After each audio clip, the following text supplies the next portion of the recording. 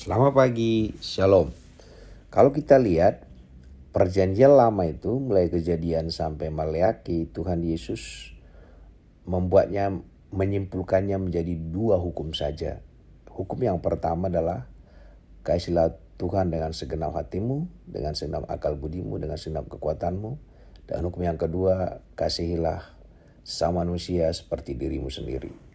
Dalam kedua inilah seluruh perjanjian lama itu disimpulkan. Tapi tidak ada sanggup pun melakukan, tak seorang pun yang sanggup melakukan kedua hukum ini.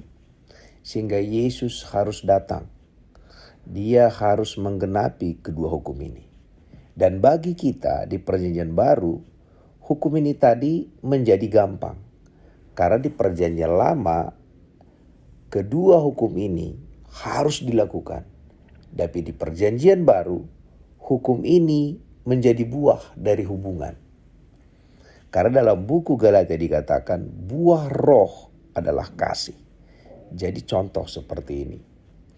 Supaya anak itu lahir, itu adalah hasil hubungan cinta.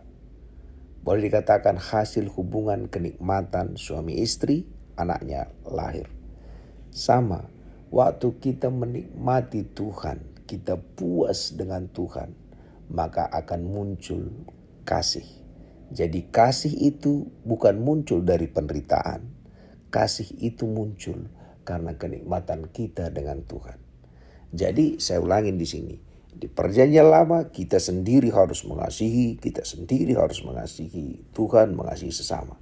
Perjanjian baru tidak. Kasih itu adalah hasil kenikmatan hubungan kita dengan Tuhan. Jadi disitulah bedanya.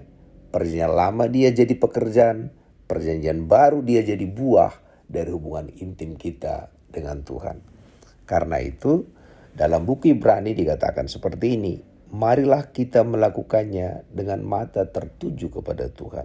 Waktu mata kita tertuju kepada Yesus, waktu kita intim dengan Tuhan, menikmati kebersamaan kita dengan Tuhan, maka saat itulah buah roh akan melimpah-limpah dalam hati kita.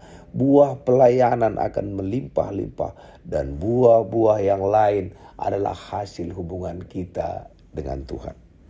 Karena itu yang perlu kita lakukan adalah menikmati Tuhan. Maka Paulus mengatakan hidup bagiku adalah Kristus. Bagi dia hidup hanya Tuhan saja sehingga dia bisa berbuah banyak.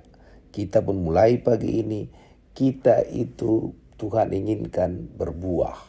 Dari buah itulah nanti orang tahu bahwa kita adalah anak-anaknya. Terpujilah nama Tuhan. Amin.